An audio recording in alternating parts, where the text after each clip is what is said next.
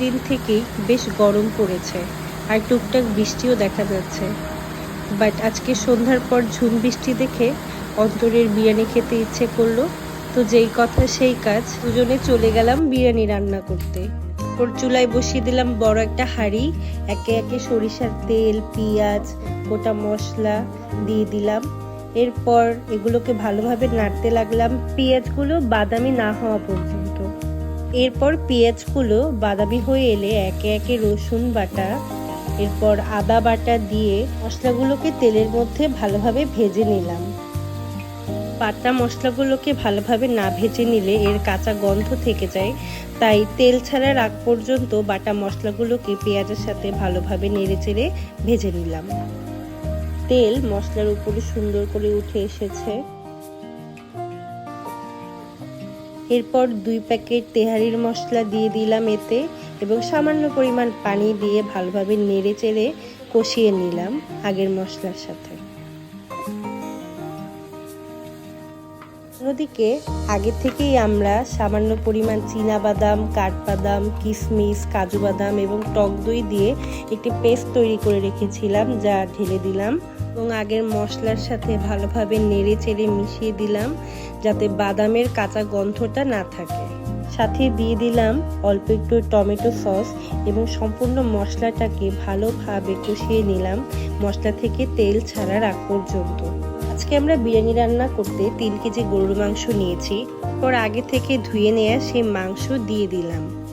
মাংসগুলোকে খুব ভালোভাবে নেড়েচেড়ে মশলার সাথে মিশিয়ে দিতে হবে এবং চুলার আঁচ সামান্য কমিয়ে দিতে হবে। অন্যদিকে 3-4টা আলু কিউব করে কেটে নিয়ে এতে একে একে লবণ এবং সামান্য মরিচের গুঁড়া দিয়ে ভালোভাবে নেড়েচেড়ে মিশিয়ে নিয়েছিলাম ভাজার জন্য।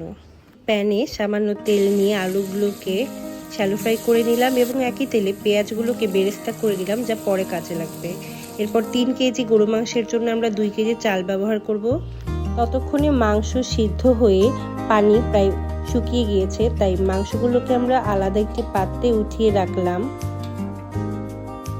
সব মাংস উঠানো হয়ে গেলে আগে থেকে ভালোভাবে ধুয়ে নেওয়া পোলাওয়ের চাল মাংসের মশলার মধ্যে দিয়ে দিলাম এবং মাংসের মশলার মধ্যে পোলাওয়ের চালগুলো ভালোভাবে নেড়েচেড়ে ভেজে নিয়েছি ততক্ষণ পর্যন্ত পোলাও চালের সুঘ্রাণ বের না হচ্ছে। চালগুলো ভালোভাবে ভাজা হয়ে গেলে একে একে এতে কিশমিশ এবং আলু বোখারা দিয়ে দিয়েছি। এরপর গরম পানি দিয়ে দিলাম চালের প্রায় 1.5 গুণ। পানির মধ্যেই 3 টেবিল চামচ গুঁড়া দুধ এবং 2 টেবিল চামচ চিনি দিয়ে দিয়েছি। সাথে দিয়ে দিয়েছি 10-12টা কাঁচামরিচ। এর সাথে দিয়ে দিয়েছি স্বাদমতো লবণ। চাল ফুটে আসলে এতে আগে থেকে উঠিয়ে রাখা গরুর মাংস দিয়ে দিলাম এবং চালের সাথে মাংসগুলোকে খুব ভালোভাবে নেড়েচেড়ে মিশিয়ে দিলাম। এরপর এতে একে একে দিয়ে দিলাম আগে থেকে ভেজে রাখা আলু এবং পেঁয়াজ বেরেস্তা। আলু এবং পেঁয়াজ বেরেস্তা দেওয়ার পর সত্যি বিরিয়ানি দেখতে খুবই সুন্দর এবং লোভনীয় লাগছে। পর এই সব কিছুকে একসাথে খুব ভালোভাবে মিশিয়ে দিয়ে চুলার আঁচ কমিয়ে ঢেকে দমে বসিয়ে দিলাম কিছুক্ষণের জন্য। ব্যাস তৈরি হয়ে গেল আমাদের মজাদার বিরিয়ানি।